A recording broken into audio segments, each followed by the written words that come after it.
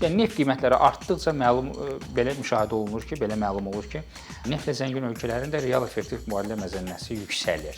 Yüksəlməsi isə o deməkdir ki, başqa ölkələr sizin ölkəyə daha çox məbləğ ödəməlidir ki, sizin məhsullarınızı satın ala bilsinlər.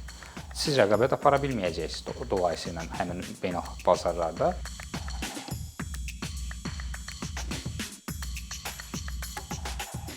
İbrahim, salam, xoş gördük səni əkinçidə. Xoş gördük Fərid. Bu neft-qaz məsələsi Azərbaycan iqtisadiyyatı üçün hər zaman gündəmdə olan bir məsələdir. Çünki bizim büdcə gəlirlərimizin tən yarısı sırf bu sektordan formalaşır. İxracımızın 90%-dən artığı yenə neft-qaz sektoru hesabına formalaşır.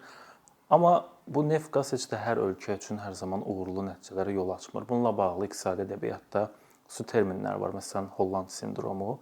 Biz tez-tez eşidirik bu terminin adını, xüsusilə enerji ölkələrindəki bu da Holland xəstəliyi və Holland sindromu olaraq ədəbiyyatlarda keçir. Elə mən də suala buradan başlamaq istəyərdim ki, ümumiyyətlə bu Holland sindromunun mahiyyəti nədən ibarətdir? Bu niyə ortaya çıxır və iqtisadiyyatlara necə bir təsir göstərir? Holland sindromu hər şeydən öncə iqtisadi bir nəzəriyyədir. Holland sindromu konseptual olaraq yaranıb 1976-cı ildə. Məşhur The Economist jurnalı bu termini gətirdi ümumiyyətlə bizim dilimizə. Yəni biz artıq bunu bir termin kimi istifadə etməyə başladıq və adından göründüyü kimi Hollandiyada baş verən bir proseslə əlaqədar idi. 70-ci illərin əvvəllərində Hollandiya Şimal dənizində çoxlu təbii qaz və neft yataqları aşkarladı, əsasən təbii qaz üzərindən və bunu ixrac elədi. Sürətlə xarici valyuta ölkəyə gəldi. Həmin dövrdə Hollandiyanın milli valyutası gilder idi və onlar həm də eyni zamanda həmin gəliri sürətlə xərclədilər. Yəni heç bir əlavə tədbir görmədən, institusional hansısa bir mexanizm tətbiq eləmədən sürətlə xərclədilər və Holland gilderi dəyər qazandı, çox dəyərli oldu, inflyasiya yarandı, istehsal xərcləri artdı. Və bütün bunların da nəticəsində ölkə rəqabət qabiliyyətliyini itirdi. İtirəndən sonra da qeyri-təbii qaz, qeyri-neft istehsalçıları öz məhsullarını ixrac eləyə bilmədilər. Onların, belə deyək, ölkənin əlavə dəyərindəki rolu azala-azala getdi və yekun nəticədə ümumiyyətlə sıradan çıxdı. Və bu 1976-cı ildə artıq bir növ populyar elmi dairələrdə, mənbələrdə müzakirə olunmağa başlandı.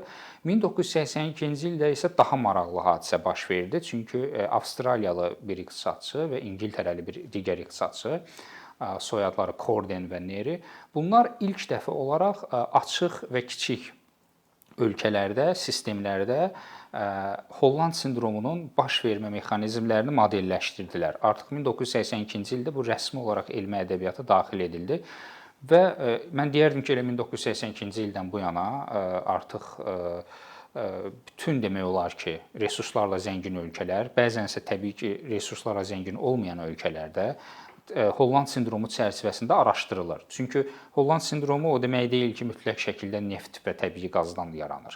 Türkiyə nümunəsində bu turizm çox vaxt iddia olunub ki, turizm ölkənin strukturunda, yəni belə deyək, əlavə dəyərin yaranma strukturunda çox yüksək paya sahibdir.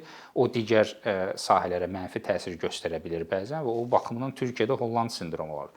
Və yaxud da digər bir nümunə, bəzən kiçik ölkələr, bəzən inkişaf eləməkdə olan ölkələr inkişaf etmiş ölkələrdən pul köçürmələrinə öyrəşirlər, alışırlar və ölkədə belə deyək, digər hansısa bir konkret iqtisadi fəaliyyət növü formalaşmır. Bu da Holland sindromu yarada bilər. Holland sindromu bu baxımdan mahiyyət etibarilə bir sektorun və yaxud da bir hansısa bir iqtisadi bir fenomenə olan bağlılığın, asılılığın yaratdığı mənfi təsirlərdir. Və bu iqtisadi nəzəriyyədir ilk növbədə. Yəni mən bu xüsusi olaraq vurğulamaq istərdim. Və bu nəzəriyyənin konkret olaraq baş vermə mexanizmi var. Yəni bu prosesin belə deyək, bu fenomenin baş vermə mexanizmi var. İlk növbədə resursların hərəkətlənməsi mexanizmi var və yaxud da effekti var. İkincisi isə xərcləmə effekti var. Bəzən bunlar ayrı-ayrı baş verir, bəzən isə birlikdə baş verir. Bu ölkə iqtisadiyyatında hansı sektorun necə bir formada dominant olmasından asılıdır. Məsələn, əgər əmək tutumlu bir sektor əgər dominantdırsa, bəzən burdakı Holland sindromu effekti bir qədər zəif olur. Kapital tutumlu, yəni daha çox investisiya əsasında fəaliyyət göstərən hansısa bir sahədirsə, orada Holland sindromu daha şiddətli olur. Biz də bilirik ki, neft və təbii qaz kimi sahələr, başqa sözlə hasilat sənayesi intensiv olaraq əsasən kapital tutumludur. Çox az məşğulluğa töhfə verir, amma əlavə dəyərin yaradılmasında çox böyük bir payı var, rolu var. Yəni qısaca olaraq desəm, resursların hərəkətlənməsi o halda baş verir ki, əmək resursları belə deyək, sıçrayış yaradan bu sahələrə doğru hərəkət edirlər. Belə olan halda birbaşa əks sənayeləşmə prosesi baş verir. Yox, əgər tutalım hökumətin xərcləməsi nəticəsində xidmətlər sektoruna doğru hərəkət edirsə əmək resursları, deyək ki, qeyri-neft istehsal sektorundan. Bu halda dolaylı əks sənayeləşmə prosesi baş verir. Bu halda biz resursların hərəkətlənməsini görürük. Bəs burada bir sual da ortaya çıxır ki, Holland sindromundan qaçmaq mümkündürmü? Çünki normal olaraq iqtisadiyyatda hər ölkənin daha çox ixtisaslaşdığı, rəqabət qabiliyyətinin yüksək olduğu sahələr var. Məsələn, Azərbaycanda neft-qaz sənayesi inkişaf edib, hansısa başqa ölkədə digər sənaye. Və əslində bu sənayenin daha çox inkişaf etməsi bir tərəfdən qanunauyğun kimi görünür. Bəs burada o qızıl ortada ya prinsiplər harda pozulur ki, bu problem baş verir? Yəni necə etmək olar ki, hansısa bir sahə iqtisadiyyatda dominant olmasına baxmayaraq, iqtisadiyyat bu sindromun təsirindən azad olsun? Tamamilə haqlısan. Əslində Holland sindromundan qabaq başqa nəzəriyyələr də var idi. Stolper-Samuelson nəzəriyyəsi, Rubçinski nəzəriyyəsi, onların hamısı onu deyirdi ki, ölkədə hansı istehsal faktoru boldusa, ölkə həmin istehsal faktorunu ya birbaşa formada, ya da istifadə edərək iqtisadi fəaliyyətlə məşğul ola bilər. Amma burada əsas məsələ, o sənin də qeyd elədiyin kimi, qırılma nöqtəsi orada əmələ gəlir ki, adətən Holland sindromu yaradan səbəblər ölkəyə qısa müddət ərzində çox yüksək miqdarda xarici valyuta axınını təmin eləyir. Azərbaycan nümunəsində indi biz bu haqqda bir qədər sonra danışarıq, amma ümumilikdə əsas burada işləyiş mexanizmi belədir ki, Holland sindromunun qarşısını almaq üçün dövlət siyasəti tədbirləri olmalıdır. Oyunun qaydaları müəyyənləşdirilməlidir. Yəni həmin qısa müddət ərzində əldə olunan gəlirlər elə idarə olunmalıdır ki, o ölkənin belə deyək, milli iqtisadiyyatının reallıqlarına təzad yaratmasın.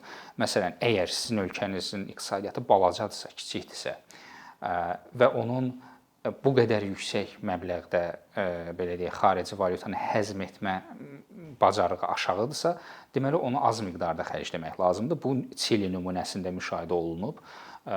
Çili misdən gəlir əldə eləyib və nə qədər gəlir əldə eləməsinə baxmayaraq hər il sabit miqdarda o pul belə deyək, o gəliri xərcləyirdi.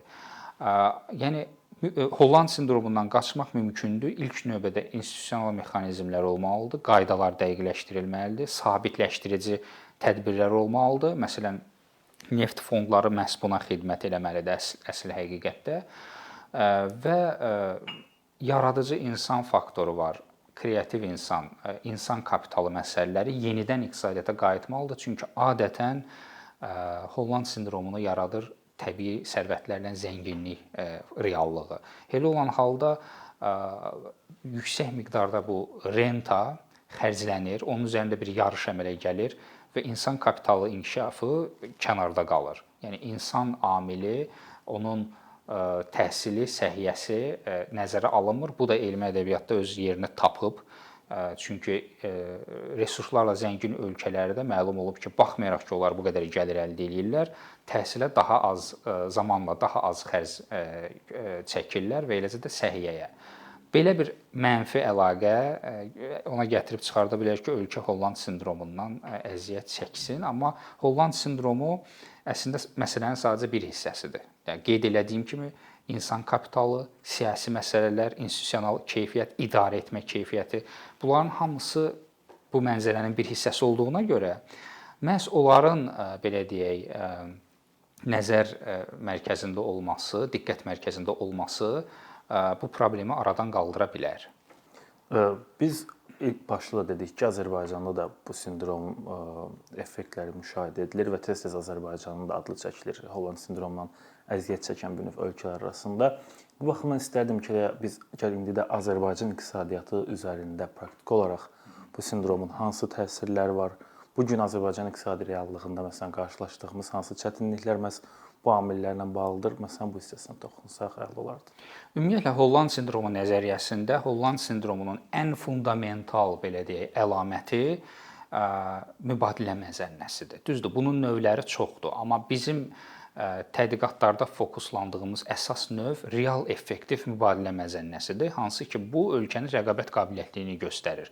Demək olar ki, bir göstəriciyə siz fokuslanaraq əslində ölkənin Holland sindromundan əziyyət çəkib çəkmədiyini görə bilərsiniz. Çünki real effektiv mübadilə məzənnəsi neft qiymətləri ilə indi məsələn Azərbaycan nümunəsindən danışırıqsa, adətən müsbət və statistik əhəmiyyətə malik olan korrelasiyada olur. Yəni neft qiymətləri artdıqca belə müşahidə olunur ki, belə məlum olur ki, neftlə zəngin ölkələrində real effektiv mübadilə məzənnəsi yüksəlir. Yüksəlməsi isə o deməkdir ki, başqa ölkələr sizin ölkəyə daha çox məbləğ ödəməlidir ki, sizin məhsullarınızı satın ala bilsinlər. Siz rəqabət apara bilməyəcəksiniz dolayısıyla həmin beynəlxalq bazarlarda. Bu da gətirib ona çıxardır ki, yerli istehsalçılar belə deyək, beynəlxalq bazarlara çıxa bilmirlər. Eləcə də Holland sindromunda digər ikinci mühüm məsələ xərclərlə bağlıdır. Hökumət əgər sürətlə xərcləyirsə, inflyasiya yaradır. İnflyasiya daha sonra sıçrayır, belə deyək, istehsal xərclərinə. İstehsal baha başa gəlir. İstehsal baha başa gəlirsə, bu da yenə də qiymətini qaldırır məhsulun. Rəqabət apara bilmirsiniz. Azərbaycanda 2008, 9, 10-cu illərdən etibarən real effektiv mübadilə məzənnəsi çox yüksəldi və bu yüksəlmə onun rəqabət qabiliyyətinə mənfi təsir göstərdi. İxracın strukturuna baxsaq, çox az bir hissəsi 4%lik, 3%lik, bəzən 2%lik bir hissəsi qeyri-neft istehsal sektorudur. Yerli istehsal buraxılışına baxsaq, adətən rəsmi statistika deyir ki, ölkədə məsələn 60-70% qeyri-neft sektoru var. Lakin bizim əsas nəzər nöqtəmiz o olmamalıdır. Bizim nəzər nöqtəmiz qeyri-neft istehsal sektoru olmalıdır. Qeyri-neft sektoru böyük anlayışdır. Burada xidmətlər sektoru da yer alır. Əlbəttə ki, xidmətlər sektoru da elə bir sektordur ki, zamanla hər bir ölkədə payını artırır. O baxımdan qeyri-neft istehsal sektoru çox vacibdir. Bu da mən deyərdim ki, 80-ci və 90-cı illərlə müqayisədə Azərbaycanda öz tarixi minimumlarını məhz 2006, 7 və 8-ci illərdən etibarən yaşadı müxtəlif sahələrdə. Məsələn, kimya sənayesindən biz nümunə versək, xlor istehsalı, soda istehsalı çox aşağı düşdü və bəzi hallarda bərpa olunmadı, bəzi hallarda isə minimal səviyyədə bərpa olundu və minimal səviyyədə fəaliyyət göstərdi.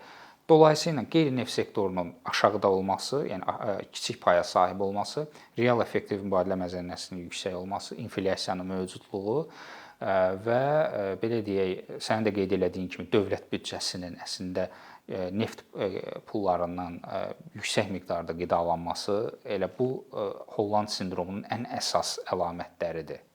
Başda da dediyimiz kimi akademik tədqiqatlar hər zaman bu fenomenə çox xüsusi diqqət yetirirlər və sən artıq bildirdin ki, 70-80-ci illərdən Holland sindromu ilə bağlı müəyyən tədqiqatlar vardı. Bəs bu akademik araşdırmaların, çalışmaların müasir istiqamətləri nədir? Bugünün tədqiqatçıları Holland sindromu ilə bağlı yeni bir tapıntılar və yaxud həll yolları təklif edə bilirmi, yoxsa artıq bu sahədə bir tıxanma var? Yəni bugünkü akademik sferada Holland sindromuna necə yanaşılır? Bundan bağlı soruşmaq istəyirdim. Ümumiyyətlə mən deyərdim ki, hələ də, yəni 2023-cü ildə və hələ də Holland sindromunun müxtəlif ölkə nümunələrində belə deyək, yoxlanışı davam eləyir. Əslində Holland sindromu haqqında, yəni hansısa bir ölkə nümunəsində konkret, yekun söz demək çox çətindir. Yanaşmalar müxtəlifdir, metodlar müxtəlifdir və ona görə də eyni bir problem olmağına baxmayaraq baxırsınız, görürsünüz ki, nəticələr müxtəlif olur. Bəzi alimlər iddia edirlər ki, tutalım Rusiya nümunəsində Holland sindromu var, bəziləri iddia edirlər ki, yoxdur. Amma istənilən halda müasir trend o istiqamətdədir ki, ən yaxşı empirik modellər vasitəsilə Holland sindromunun daha dəqiq tutulması, belə deyək, nəzərə alınması yavaş-yavaş alınır, belə deyək. Daha dəqiq söz demək məsələsi, yəni bu baxımdan mən müşahidə edirəm ki, Holland sindromunda baş verir. Yəni bu hələ də populyar bir seçimdir alimlər üçün. Hələ də onlar seçirlər. İstənilən resurslarla zəngin olan ölkə hələ də Holland sindromunda araşdırılır. Siyasət baxımından, yəni hansı siyasət tədbirləri görmək olar ki, tam azalsın, o istiqamətdə siyasi iqtisad ədəbiyyatı fəaliyyət göstərir. Mən deyərdim ki, daha çox empirik tədqiqatlar hal-hazırda intensivləşib, mainstreamə daxil olub. Amma siyasi iqtisad yanaşması, həll yolları bu baxımdan deməzdim ki, çox şey dəyişib. Yəni tutalım son 20-30 ildə əslində qeyd olunan məsləhətlər eyni qalıb demək olar ki. Azərbaycanla əlaqədar elmi tədqiqatlar isə son 4-5 ildə çoxalıb. Bu yaxşı haldır. Çünki biz 2010-2012-ci illərlə müqayisədə görürük ki, Holland sindromu söz birləşməsini istifadə eləyərək xarici dillərdə yazılan və empirik modellərlə bunu təhlil edən elmi işlərin sayı artıb və onların keyfiyyəti də kifayət qədər yüksəkdir. Əslində statistik göstəricilərin bir qədər artması da, yəni bu istiqamətdə kömək eləyir ki, bu modellər hazırlansın, istifadə olunsun. Hələ də Azərbaycanla əlaqədar mübahisəli məqamlar var. Holland sindromu varmı, yoxsa yoxdur? Hələ də bir qədər aydın deyil. Amma şəxsən mən optimistəm, düşünürəm ki, yaxın 5 ildə bu istiqamətdə bu sualın cavabı aydınlaşacaq. Və düşünürəm ki, Azərbaycan nümunəsi həm də beynəlxalq ədəbiyyata çox dəyərli bir nümunə kimi daxil ola bilər. Bu baxımdan yeri gəlmişkən maraqlıdır. Azərbaycanda bu sindromun olmadığını iddia edən yanaşmaların tezisi nədən ibarətdir? Çünki doğrudan da Azərbaycanda milli valyutası xüsusilə 2015-ci ilə qədər çox ciddi bir bahalaşmışdı. Hətta dünyada ən bahalı valyutalardan biri statusunu qazanmışdı. Yəni bunun olduğu bir şəraitdə və qeyri-neft istehsalının bu qədər aşağı olduğu bir şəraitdə hansı arqumentlər Azərbaycanda bu sindromun olmadığını dəstəkləyir? Məsələn, bir arqument odur ki, Azərbaycan onsuz da 1991-ci ildən etibarən heç də inkişaf eləmiş qeyri-neft sektoruna malik deyildi. Dolayısıyla Holland sindromu inkişaf eləmiş bir sahəni sıradan çıxardır. İnkişaf eləməyibsə, yox idisə, bunun rolu az idisə tutalım, o necə ola bilər ki, Holland sindromudur? Belə bir arqument var. İkinci bir arqument odur ki, məsələn 2008-2009-cu illərdə beynəlxalq maliyyə böhranı oldu. Və bu böhran Holland sindromunun yaratdığı böhranı ört-basdır elədi. Belə bir yanaşma var. Üçüncü bir arqument o olur ki, baxmayaraq ki, Azərbaycanda neft sektoru dominantdır, neft qiymətləri də yüksəldikcə Azərbaycanın ümumdaxili məhsulu əslində yüksəlib. Burada bir metodoloji səhv var, səhv yanaşma var, belə nəşrlər var. Sadəcə orada spesifik belə deyək, göstəricilərə fokuslanmadan arqumentasiya aparılır ki, bəs ümumdaxili məhsul inkişaf eləyib, artıb. Yəni halbuki onlar qeyd etdiyim kimi qeyri-neft istehsal sektoru amilini, oradakı məhsuldarlığı, oradakı istehsal xərclərini nəzərə almırlar. Bu metodoloji səhvdir və qeyri-neft sektorunun, qeyri-neft istehsal sektoru yox, qeyri-neft sektorunun inkişafı və yaxud da ümumdaxili məhsulun artımı bu o demək deyil ki, ölkədə Holland sindromu yoxdur. Elə son sualımı bu Holland sindromunun necə həll etməklə bağlı, praktiki siyasət mexanizmlərinə bağlı soruşmaq istərdim ki, hökumətlər hansı addımları, hansı siyasət mexanizmlərini tətbiq edə bilər ki, bu sindromun təsirləri ölkə iqtisadiyyatının üzərinə qalxsın və daha dayanıqlı iqtisadi inkişaf ortaya çıxsın? Əslində biz qeyd elədik ki, Holland sindromunun ən fundamental göstəricisi mübadilə məzənnəsidir. Avtomatik olaraq monetar siyasət burada, yəni məzənnə siyasəti və monetar siyasət ikisi birlikdə çox vacib siyasət alətidir ki, milli valyuta effektiv idarə olunsun və bununla da ölkə iqtisadiyyatının istehsalçıları belə deyək və yaxud da təklif tərəfi zərər görməsin.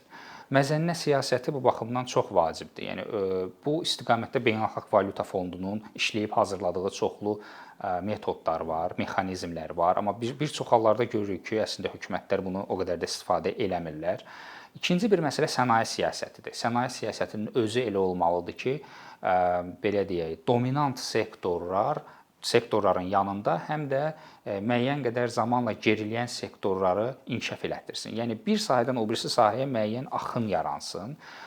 Bu adətən investisiyalar vasitəsilə icra olunur. Azərbaycan nümunəsinə əslində biz geri dönüb baxsaq, görərik ki, Azərbaycanda sənaye siyasəti əsasən dövlət istehsal müəssisələri yaradıb, bununla da o istehsal buraxılışının müəyyən sabitliyini, artımını təmin eləməkdir. Bu da əslində bir o qədər də mən düşünürəm ki, effektiv siyasət tədbiri deyil. Ümumiyyətlə dövlət müəssisəsi anlayışı hələ də postsovet məkanında biraz qalıb və bu sübut olunub ki, halbuki dövlət müəssisələri heç də effektiv müəssisələr deyil. Digər bir çox mühüm məsələ insan kapitalı məsələsidir. Onun inkişaf elətdirilməsi geriləməməlidir, dayanmamalıdır. Yüksək gəlirlər əldə edə bilərsiniz, amma o demək deyil ki, elə o gəlirlərin xərclənməsi məhz belə deyək, ölkə iqtisadiyyatını ayaqda saxlamalıdır. Xeyr, insan faktoru yenidən ölkə iqtisadiyyatının istehsalında mərkəzdə olmalıdır. Çox vacib bir məsələdir. Və yekunda son məqam kimi onu demək istərdim ki, xərcləmə məsələsi sabitləşdirilməlidir. Qaydalara belə deyək, qaydalar vasitəsilə tənzimlənməlidir. Azərbaycan bu istiqamətdə əslində addımlar atdı. 2019-cu ildə qızıl qaydanın tətbiq olunmasına çalışıldı. Sonradan pandemiya gəldi. Pandemiya səbəbilə o təxirə salındı. Amma qızıl qaydalar olmalıdır ki, neçə faizi, yəni bu gəlirlərin xərclənə bilər, hansı şərtlər altında bu faiz göstəricisi bir qədər artırıla bilər, bir qədər azaldıla bilər. Belə olan halda ölkənin milli iqtisadi tutumu, istehsal tutumu, istehlak tutumu zərər görməz, yəni belə deyək, və yaxud da o minimumlaşdırılar. Bu istiqamətdə çox ciddi işlər görülməlidir və Mərkəzi Bank kimi qurum, Dövlət Neft Fondu və Dövlət Neft Şirkəti kimi qurumlar bu istiqamətdə koordinasiyada fəaliyyət göstərə bilərlər. İstənilən halda qeyd etdiyim kimi dövlətin qeyri-neft istehsal sektorunda rolu azalsa və investisiya bazarları liberallaşdırılsa, bu da öz töhfəsini vermiş olar ki, bəs Holland sindromunun təsirləri azalsın və uzunmüddətli perspektivdə daha sabit iqtisadi inkişaf və artım olsun. Çünki neft qiymətinə bağlı olan bir iqtisadi artım yəni uzun müddətli perspektivdə heç vaxt belə deyək, məhsuldar bir nəticə verməz. Maraqlı müzakirə üçün çox təşəkkür edirəm İbrahim. Mən təşəkkür edirəm, minnətdaram.